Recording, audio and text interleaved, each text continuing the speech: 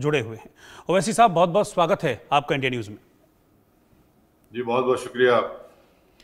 Sir, मेरा पहला सवाल यही है, पहलगाम हमले को लेकर देश में ये पाक प्रायोजित अटैक होता है 22 अप्रैल को। एक सांसद होने के नाते, एक इंसान होने के नाते, एक हिंदुस्तानी होने के नाते इस पाक प्रायोजित हमले को आप किस तरीके से अपने इमोशंस व्यक्त करेंगे? 26 निर्दोष लोग, कोई कसूर नहीं था उनका, उनकी जान चली गई। इस सवाल ये है कि कसूर था नहीं था, किसी भी आतंकवादी को हमारे देश में आकर वो ये तय नहीं कर सकता कि कौन कसूरवार है कौन कसूरवार नहीं है, नंबर 1। दूसरा ये कि हमारे पड़ोसी मुल्क पाकिस्तान से सपोर्ट लेकर उनकी सरपरस्ती हासिल कर कर और अनफॉर्चुनेटली हमारे बॉर्डर को क्रॉस करके ये पहलगाम तक आए और वहां पर इन्होंने सिविलियन लोगों को, जो टूरिस्ट थे, उनको आकर उनकी हत्या कर दी। और सबसे तकलीफदेह बात हम सब के लिए ये है कि इन्होंने पूरी फैमिलीज को जमा किया जो खुशी मनाने के लिए आए थे, जिसमें एक 6 दिन पुरानी दूल्हा दुल्हन थे, 2 महीने पुराने मैरिड कपल थे, और महिलाओं को, बच्चों को अलग किया और फिर मर्द लोगों को जमा करके उनसे पूछा कि तुम मुसलमान हो या हिंदू हो, कलमा के सुनाओ। उसके बाद उन्होंने उनको गोली मारी। तो ये तो तकलीफदेह बात है, ये जुल्म है, ये बुज़दिली की एक बेहतरीन निशानी है जो पाकिस्तान और उनके दहशतगर्दों ने वहां पर किया। और हमारे पास तो अल्फाज नहीं है कि हम किस तरह से उसको कंडेम करें, मगर कंडेम तो करेंगे। और एक बहुत ही तकलीफदेह बात सबके लिए रही है कि जो लोग अपने खुशियां मनाने के लिए आए वो जिंदगी भर का गम और जख्म लेकर वापस गए हैं।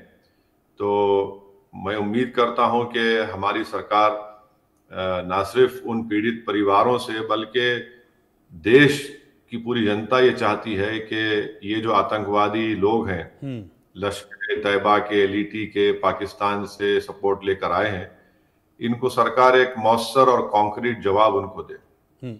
बिल्कुल ओवैसी साहब, ये बात आपने भी कही और ये बात जो पीड़ित हैं उनके मुंह से भी हमने सुनी, कई महिलाओं के मुंह से हमने सुनी कि भाई कहा कि पूछा कि तुम हिंदू हो या नहीं हो, कलमा पढ़ो, और उसके बाद उनके सामने सामने उनके पतियों को मौत के घाट उतार दिया। जब पीड़ित इस तरह की बातें बता रहे हैं, लेकिन उसके बावजूद भी कई सोशल मीडिया इन्फ्लुएंसर्स हैं, कई पॉलिटिशियंस हैं जो इसको कह रहे हैं कि नहीं, इसको हिंदू मुस्लिम एंगल देने की कोशिश कर रहे हैं। वो इस तरह की बातें कर रहे हैं कि नहीं, आप झूठ बोल रहे हैं और आप हिंदू मुस्लिम के बीच खाई डालने की कोशिश कर रहे हैं। जिन लोगों ने सहा है उनकी बातों पर शक करने का क्या मतलब? देखिए, सबसे पहली बात तो यह है कि जो हमारे लेफ्टिनेंट कर्नल नेवी के, जिनका हत्या इन जालिमों ने की है, इन टेररिस्ट ने, उन्हीं की पत्नी हिमांशी ने अपना एक स्टेटमेंट दिया जिसमें उन्होंने ये बात को दोहराया कि बड़ी हिम्मत से उन्होंने, बड़े सब्र के साथ उन्होंने अपनी आंखों के सामने अपने पति को खोया जिसकी 6 दिन पहले उनकी शादी हुई थी। उन्होंने कहा कि इस मसले को इस्तेमाल ना करिए, हत्याओं को, जिससे मुसलमानों और कश्मीरियों में नफरत का इजाफा हो सके।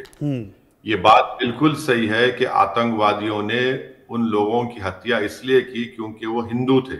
ये बात भी बिल्कुल सही है कि पाकिस्तान और वो एलईटी के जितने टेररिस्ट हैं वो चाहते हैं कि हमारे देश में हिंदू और मुसलमानों में और खाई में इजाफा हो, कश्मीरियों से और नफरत बढ़े। और हम तमाम की जिम्मेदारी है कि जब ऐसे वक्त में हमारे देश में हमारी देश की हुकूमत जो भी कार्रवाई करने के लिए सोच रही है, हम कम से कम उन लोगों को मौका ना दे जो इस नफरतों में और इजाफा कर सकें या इख्तलाफ में इजाफा कर सके। क्योंकि अगर ऐसा होगा तो ये मुस्कुराहट और राहत लेकर आएगा पाकिस्तान और उनके सपोर्टेड टेररिस्ट ऑर्गेनाइजेशंस पर। तो इसलिए बहुत जरूरी है कि जो मकसद के तहत, जो इंटेंशन को लेकर ये लोग आए थे पहलगाम में, हम उनको उसमें नाकाम करें। और यकीनन अकाउंटेबिलिटी होनी चाहिए, हमारी सरकार को अकाउंटेबिलिटी बताना चाहिए और उनकी डिटरेंस पॉलिसी जो है उस पर उनको गौर करने की जरूरत है। ओवैसी साहब, देश में गुस्सा है और एक बड़ा जबरदस्त सेंटिमेंट है इस वक्त लोगों के दिलों में, और सब कहते हैं कि हमको बदला चाहिए, बदला चाहिए। ओवैसी, असदुद्दीन ओवैसी देश के सांसद हैं, देश के एक इंडिविजुअल भी हैं और लगातार प्लेटफॉर्म्स पर बात उठाते हैं। असदुद्दीन ओवैसी क्या चाहते हैं, क्या एक्शन होना चाहिए? देखिए, बदला मैं समझता हूं कि बहुत ही एक क्रूड टर्म है।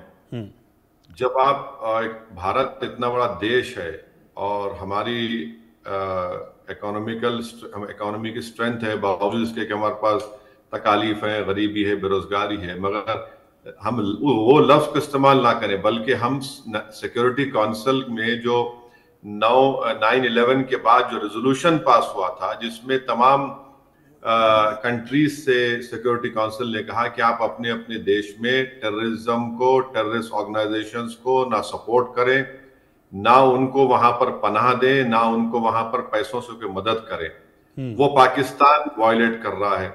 दूसरा, यूनाइटेड नेशंस का आर्टिकल 51 इस बात की इजाजत देता है एक देश को कि वो सेल्फ डिफेंस में किसी एक कंट्री पर मिलिट्री कार्रवाई करे अगर वो उस देश के अंदर आकर हमले कर रहा है, हत्या कर रहा है, और नॉन स्टेट एक्टर्स के खिलाफ भी हम उसको आर्टिकल 51 को इस्तेमाल कर सकते हैं।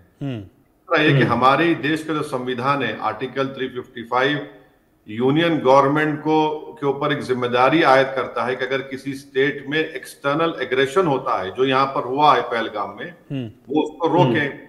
और इंटरनेशनल लॉ हमको इस बात की इजाजत देता है कि हम पाकिस्तान को फाइनेंशियल एक्शन टास्क फोर्स में ग्रे लिस्ट में डालकर IMF और वर्ल्ड बैंक का लोन उनका रुकाए। और इंटरनेशनल लॉ हमको इस बात की इजाजत देता है कि हम उनका नेवल ब्लॉकेट करें, उनके एयरफोर्स हो उसका ब्लॉकेट करें, जो आज सरकार ने किया है। अब रहा सवाल के क्या एक्शन लिया जाएगा, वो हमको सरकार पर छोड़ना है, और हम तो उम्मीद लगाएंगे कि वो अच्छा कॉन्क्रीट स्टेप लेंगे ताकि फ्यूचर में, मुस्तकबिल में ये जो मनमानी तरीके से पाकिस्तान के आतंकवादी जो पाकिस्तान के सपोर्ट से हमारे देश में आकर चाहे बम ब्लास्ट करते हैं, IED ब्लास्ट करते हैं, हमारे सिपाहियों को, हमारी फौज को या सिविलियन को मारते हैं, इसकी रोकथाम हो। अब वो सरकार क्या करेगी क्या नहीं करेगी, मगर मेरा मानना यह है कि हमको इख्तियार है आर्टिकल 51 के तहत, हमको इख्तियार है हमारे संविधान के आर्टिकल 55 के तहत, हमको इख्तियार है इंटरनेशनल लॉ के तहत, और जाहिर है हम उस पर कार्रवाई करनी चाहिए। ये सर 22 अप्रैल को अटैक होता है, उसके बाद CCS की एक मीटिंग होती है, उसमें कुछ फैसले लिए जाते हैं। उन्हीं में से एक था इंडस वाटर ट्रीटी को रद्द करना। पाकिस्तान कहता है कि भारत ये कर ही नहीं सकता है। आपको लगता है कि इंडस वाटर ट्रीटी को रद्द करना कुछ असर डालेगा पाकिस्तान के ऊपर? हालांकि छटपटाहट बहुत ज्यादा इस पर पाकिस्तान में देखी जा रही है, न्यूक्लियर अटैक तक की धमकी दी जा रही है कि भाई इंडस वाटर ट्रीटी आप रद्द करोगे तो हम परमाणु छोड़ देंगे। अभी चिनाब का पानी भी रोका है बगलिहार डैम में। ये आपको लग रहा है कि चोट सही जगह हुई है और इसका असर होगा आने वाले वक्त में? देखिए, अगर जो इंटरनेशनल लॉ को जो फॉलो करने वाले एक्सपर्ट्स है, अगर आप उनसे बात करेंगे तो भारत ने उस ट्रीटी को खत्म नहीं किया, हमने अबेयंस में रखा है उसको, नंबर 1। दूसरा, अगर आप ये बात पूछेंगे किसी एक्सपर्ट से, सेंट्रल वाटर कमीशन के जो रिटायर्ड बड़े बड़े ओहदेदार या ऑफिशियल्स रहे हैं, अभी यूनाइटेड किंगडम की तरफ से गल्फ कंट्री में ट्रैक 2 की डिप्लोमेसी हुई इंडस वाटर ट्रीटी पर। अगर पहलगाम नहीं भी होता तो भारत का स्टैंड ये था कि ये ट्रीटी बहुत पुरानी हो चुकी है, इसको रीनेगोशिएट करने की जरूरत है, और इस सिलसिले में उस ट्रैक 2 की डिप्लोमेसी में ये बात रखी गई है। तो हमने उस ट्रीटी को अबेयंस में रखा है, और सवाल ये पैदा होता है कि हमको टाइम लगेगा वो डैम्स बनाने के लिए, क्योंकि चनाब और जो जहलुम है, एक तो माउंटेनियस रीजन से जाती है और दूसरे जमीन से जाती है। तो हमको इख्तियार है, हम जो फैसला लिए हैं तो देश के हित में फैसला लिया गया है। और अगर कोई ये समझ रहा है कि न्यूक्लियर बॉम्ब हमारे पास है, न्यूक्लियर बॉम्ब हमारे पास है, तो ये इस तरह की बातें ना करें वो पाकिस्तान। आप किसको डरा रहे हैं? आप क्या करने चाह रहे हैं? कभी आईने में अपनी बदनुमा सूरत को देख लें, आप कर क्या रहे हैं वो भी तो देख लें आप। तो क्या हमको इंटरनेशनल लॉ के तहत ये इख्तियार हासिल है? और ट्रैक 2 की डिप्लोमेसी में जो यूनाइटेड किंगडम की तरफ से हुआ है, वो उन्होंने ऑर्गेनाइज किया एक NGO तरफ से, वहां पे तो भारत का क्लियर स्टैंड है कि हम उसको रीनेगोशिएट करना चाहते हैं। हालात बदल चुके हैं, तो जाहिर है हम अपने मुल्क के मफाद में जो अच्छा होगा, हमारे फायदे के लिए जो होगा तो हम करेंगे। तो इसमें तकलीफ क्यों हो रही है उनको? ठीक है सर, उरी के बाद सर्जिकल स्ट्राइक होती है, पुलवामा के बाद हम एयर स्ट्राइक करते हैं, क्या पहलगाम के बाद भी ऐसा ही मिलिट्री एक्शन होना चाहिए? देखिए, अगर आप किसी सरकार ने टेररिस्ट अटैक के बाद एक मिसाल कायम किया, आपने एक थ्रेशोल्ड आपने उठा दिया, एक थ्रेशोल्ड बना दिया, तो जाहिर है पूरे देश को इस बात की उम्मीद है कि जैसा आपने कहा, उरी के बाद, पुलवामा के बाद सर्जिकल स्ट्राइक हुआ, बालाकोट हुआ, तो अभी भी एक मौसर जवाब उनको देने की जरूरत है। सिर्फ मिलिट्री के तौर पर नहीं, बल्कि ऐसे कई चीजें हैं जिससे हम पाकिस्तान को और कमजोर कर सकते हैं और करना भी चाहिए, इसमें कोई दो राय नहीं है। तो वो जो भी एक्शन होगा, देखिए आप और हम स्टूडियो में बैठकर, एयर कंडीशन कमरे में बैठकर हम बड़ी बड़ी बातें करते हैं, मगर ये फैसले नाजुक फैसले होते हैं जो हमको इसीलिए अपोजिशन पार्टी ने कहा कि सरकार जो फैसला लेगी हम लोग इस पर आपका साथ देंगे। अब मोदी सरकार क्या फैसला लेती है वो देखना पड़ेगा, मगर हम उम्मीद करते हैं कि ये इससे टेररिज्म अगर खत्म नहीं होता तो कम से कम इतना कमजोर हो जाए कि वो मनमानी ना कर सके और अकाउंटेबिलिटी फिक्स हो, और एक डिटरेंस पॉलिसी पर इस सरकार को दोबारा असर नौ गौर करने की जरूरत है। सर, आपने अभी अपोजिशन पार्टी का नाम लिया। अपोजिशन पार्टी एक तरफ तो कहती है हम साथ हैं, दूसरी तरफ चरणजीत सिंह चन्नी अपने पिछले जो चीजें हैं उनको कुरेद कर सामने ले आते हैं, कहते हैं भैया सबूत दो, कहाँ हुआ क्या हुआ। अभी अजय राय वो राफेल का एक छोटा सा खिलौना लेकर उसमें नींबू मिर्ची लटका के, ये मजाक उड़ाने वाली बात तो हुई। इस वक्त में जब देश को सीरियस होना चाहिए, मैं कहता हूं हर एक शख्स को एकजुट होना चाहिए, इस तरह की चीजें आपको लगता नहीं कि ये मतलब मॉरल डाउन करती हैं? सर, पहली तो बात यह है कि मैं उस पार्टी से मेरा कोई ताल्लुक नहीं है, तो मेरा तबसरा करना गलत है। ये तो इनकी पार्टी, उस पार्टी के जिम्मेदारों को बोलना चाहिए, और आपका सवाल जायज है, मगर आप उनसे पूछिए, मैं उसका जवाब नहीं दे सकता। जहां तक रफाइल का ताल्लुक है, रफाइल एक अच्छा एयरक्राफ्ट है। हाँ, उसके लेने में किस तरह लिया गया वो अलग बहस है, मगर एक अच्छा एयरक्राफ्ट है। तो अगर हम अपनी, मैं सर आपसे ये पूछ रहा हूं कि असदुद्दीन ओवैसी सांसद होने से पहले इस देश के नागरिक हैं, एक हिंदुस्तानी हैं, उनके दिल में क्या आता है जब इस तरह की बातें होती हैं इस नाजुक मौके पर?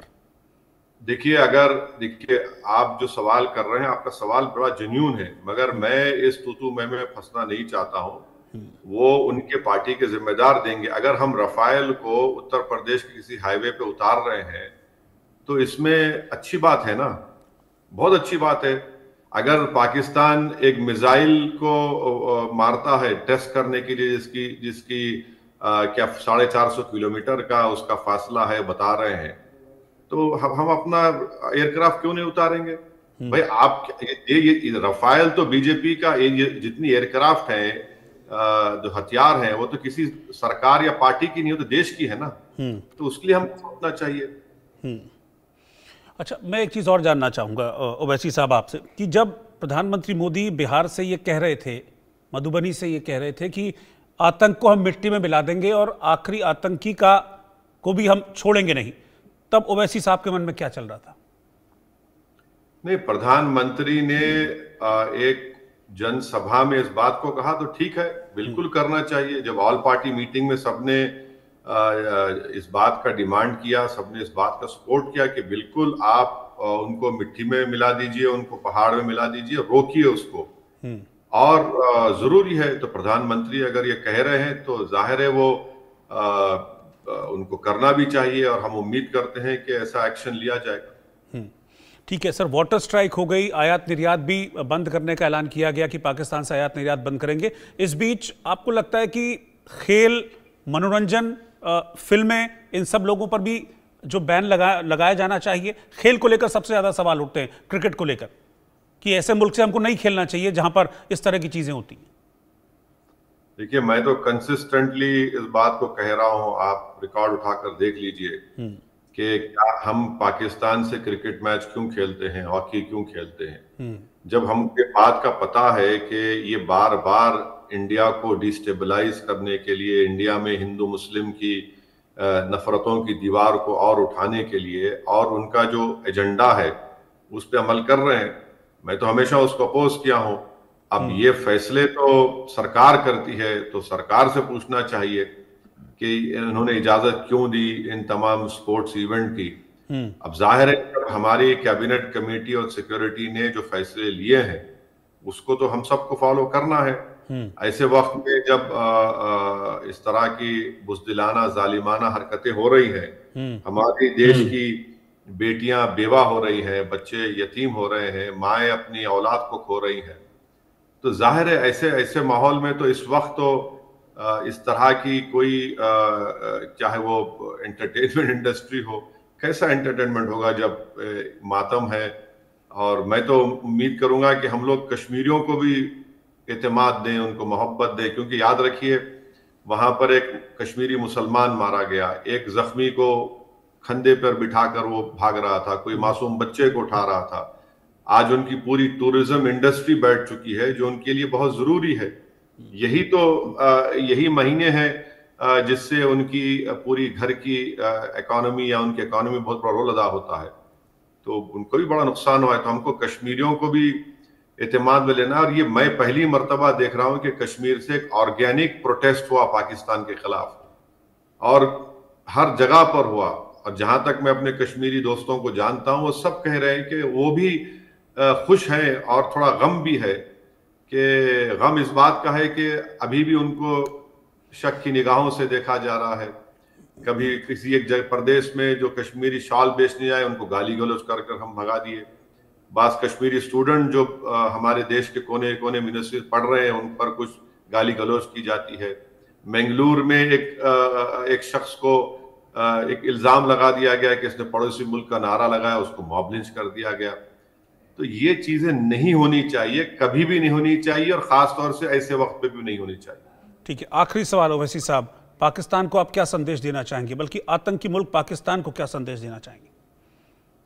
नहीं, मैं आपसे जिम्मेदारी के साथ कह रहा हूं कि आप पाकिस्तान को एक फेल्ड नेशन समझिए। देखिए 19वीं सेंचुरी के आगाज में सन 47 से पहले और उससे पहले 2 कंट्रीज को बनाया गया रिलीजन की बुनियाद पर 19वीं सेंचुरी में। एक इजराइल को जूस के लिए, जो जूस के लिए नहीं था, उसे जायनिज्म आइडियोलॉजी वालों ने बनाया, और दूसरा पाकिस्तान इस्लाम के नाम पर। ये दोनों फेल्ड स्टेट्स हैं। ये इन्होंने कुछ नहीं किया अपनी जनता के लिए सिवाय ह्यूमन राइट्स के अब्यूजेस के लिए। तो पाकिस्तान आप किस बुनियाद पर आप भारत को धमकी दे रहे हैं? आपके पास है ही क्या? आप तो कभी अमेरिका के सामने अपने कासाई गदा को पेश करते हैं, तो कभी चाइनीज के सामने अपने कासाई गदा को पेश करते हैं, तो कभी टर्की से कहते हैं कि आप आ जाइए।